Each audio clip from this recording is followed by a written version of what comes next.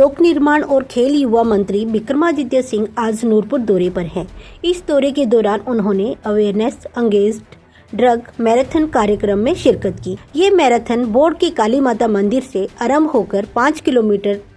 तक का सफर तय कर वहीं समाप्त हो गई। इस मैराथन में युवकों और युवतियों ने भाग लिया। दोनों वर्गों में पहले 3 स्थान हासिल करने वाले महिला और पुरुष वर्ग के विजेताओं को विक्रमादित्य ने सम्मानित किया।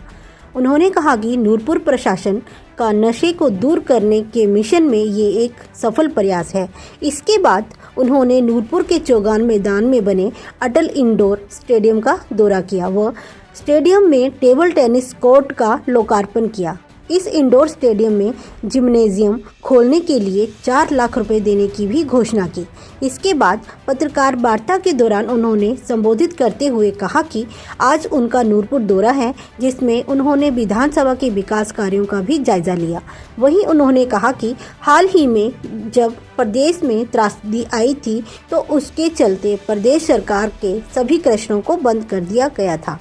आगे उन्होंने कहा कि इससे सबसे ज़्यादा प्रभावित उनका लोक निर्माण विभाग है, जिसके लिए सबसे ज़्यादा क्रशर की ज़रूरत रहती है। बहुत सारे क्रशर अवैध खनन कर रहे हैं, लेकिन सरकार जो ब्यास नदी के साथ वैध क्रशर हैं उनको फिर से शुरू करने जा रही है, ताकि विकास कार्यों को गति प्रदान की जा सके। क्रशर बंद होने के कारण ठेकेदारों को बाहर से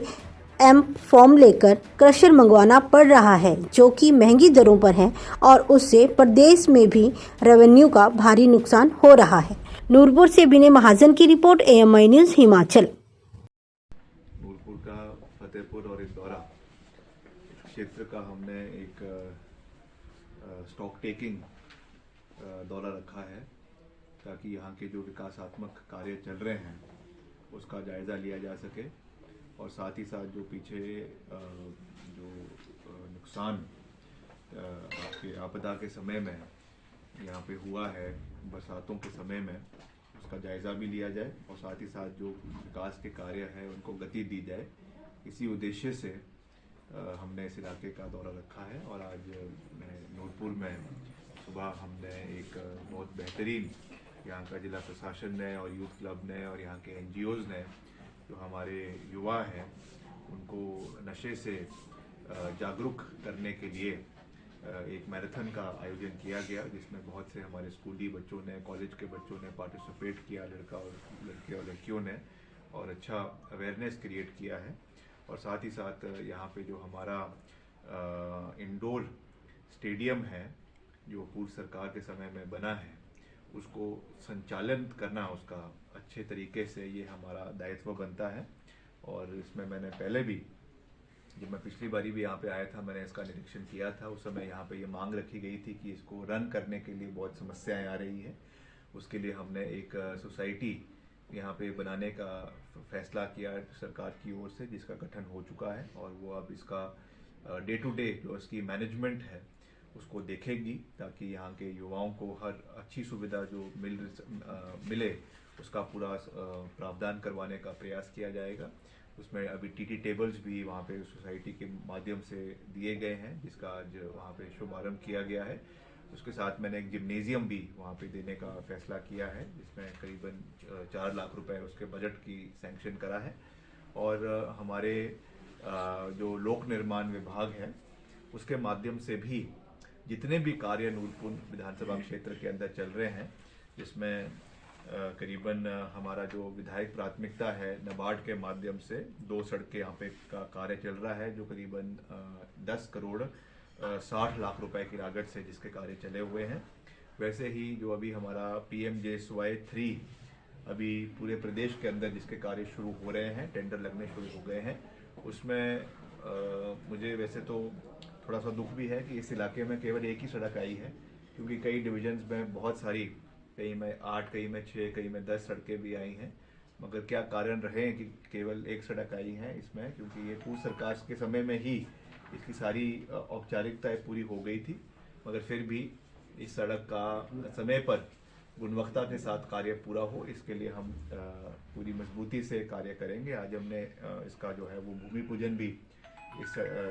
सड़क का रखा है, ताकि इसका कार्य समय के ऊपर पूरा हो। वैसे ही हमारे करीबन 8 बिल्डिंग्स यहाँ पर है अलग अलग डिपार्टमेंट्स की, करीबन जिसका 20 करोड़ रुपए की लागत से जिनके कार्य अलग अलग विभागों के चले हुए हैं, उसका भी हम निरीक्षण भी करेंगे। और जो उसमें कुछ कमी पेशी है उसके लिए मैं कंसर्न डिपार्टमेंट से बात करके जल्द उसकी पैसे की आवंटन हो, ताकि क्षेत्र के लोगों को उसके जो अलग वेरियस भवन्स है उनका फ़ायदा मिले, इसका भी हम प्रयास करेंगे। और जो यहाँ के विकास कार्य है उसके बारे में हम पूरी जानकारी लेने का प्रयास करेंगे और मैं मुख्यमंत्री जी को भी उसके बारे में अवगत करवाऊंगा। एक जो यहाँ पे बहुत महत्वपूर्ण और बहुत एक इम्पोर्टेंट मसला यहाँ के लोगों ने उठाया है, यहाँ पे जो नशे का जो कारोबार बढ़ता जा रहा है, इसके खिलाफ हालांकि एडमिनिस्ट्रेशन पूरा प्रयास कर रहा है,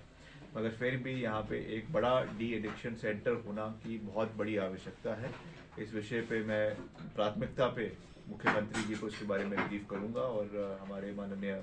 अजय महाजन जी भी इसके बारे में उनसे बात करेंगे, ताकि जल्द एक अच्छा प्रावधान यहाँ पे जो है वो डी एडिक्शन सेंटर का करवाया जा सके, ताकि हमारे युवाओं को नशे से दूर रखने का पूरा प्रयास हो।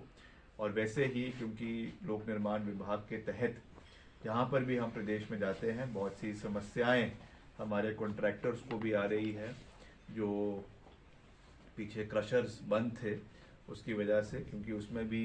पीछे जब आपदा आई तो ये निर्णय सरकार ने लिया कि बहुत से क्रशर जो अवैध रूप से चल रहे थे, हालांकि पहले तो सारे क्रशर बंद किए गए निश्चित तौर से, क्योंकि उसमें कईयों में माइनिंग इलीगल हो रही थी, कईयों में लीगल हो रही थी, कईयों में नदियों का खनन हो रहा था। तो इसलिए ये फैसला लिया गया कि ब्यास नदी को जो है वो पूरे तरीके से उसके ऊपर जितने भी क्रशर है वो बंद कर दिए जाए। इंस्पेक्शन करी और उस पर अब सरकार ने कुछ क्रशर्स को खोलने का निर्णय जो है वो लिया है। उस पर भी जो है कार्रवाई करने की बात मुख्यमंत्री जी ने करी है, चाहे वो डीजल के उस पर जो क्रशर चल रहे थे या जो बिना लीज के चल रहे थे या और जिस पे इस तरीके की अवैध माइनिंग हो रही थी, उसके ऊपर हमको सख्त कार्रवाई सरकार जो है वो करेगी। मगर उसके साथ साथ मैं ये भी आपको विश्वास दिलाना चाहता हूँ कि हम लीगल माइनिंग को जो है आगे बढ़ाना चाहते हैं और उसमें जो क्रशर्स जिन्होंने सारी औपचारिकताएं पूरी करी है उनको हम फिर से जल्द खोलने के लिए वचनबद्ध है, क्योंकि मेरा डिपार्टमेंट ही सबसे ज़्यादा इसका जो है वो अफेक्टेड डिपार्टमेंट है। इसलिए हमको इस पर जल्द कार्रवाई करने की आवश्यकता है, ताकि साइंटिफिक तरीके से माइनिंग हो और जो क्रशर्स है वो भी जो उनके सेट पैरामीटर्स है उसके ऊपर वो कार्य करे, ताकि प्रदूषण इलाके में ना हो और भी जो इसकी वजह से और समस्याएं एनवायरनमेंट को होती है वो ना हो। ये हम पूरा प्रयास कर रहे हैं, इसके लिए सरकार पूरा प्रयास कर रही है। बाकी हमारे बहुत से कई ठेकेदारों को एम फॉर्म की परेशानी भी आ रही है, ये केवल इसी इलाके में नहीं है। मैं पिछले कुछ समय में चौपाल के दौरे पे भी था और सिरमौर के दौरे पे भी था, वहाँ पर भी ये समस्या आ रही है। इस विषय को भी मैंने इंडस्ट्रीज मिनिस्टर से भी उठाया है और मुख्यमंत्री जी से भी उठाया है कि इसका जो है जल्द इसका समाधान जो है वो करवाया जा सके, क्योंकि अभी बहुत से हमारे जो कॉन्ट्रैक्टर्स हैं उनको बाहर के राज्यों से एम फॉर्म लाना पड़ रहा है, जिसकी वजह से यहाँ का जो रेवेन्यू है, जो हमारा प्रदेश का अनुमानित रेवेन्यू है वो हमको उसका लॉस हो रहा है। उसके ऊपर भी एक स्थायी नीति सरकार को और इंडस्ट्री डिपार्टमेंट को या माइनिंग डिपार्टमेंट को बनाने की आवश्यकता है, ताकि भविष्य में इस चीज़ का एक संचालन हो और तरीके से हमारे जो यहाँ के रिसोर्सेज है प्रदेश के उनका सही इस्तेमाल हो सके। इसके लिए हम पूरा प्रयास कर रहे हैं। बाकी और भी जो यहाँ के विकासात्मक कार्य हैं उनको हम पूरा करने का मिलकर मुख्यमंत्री जी की अध्यक्षता में प्रयास जो है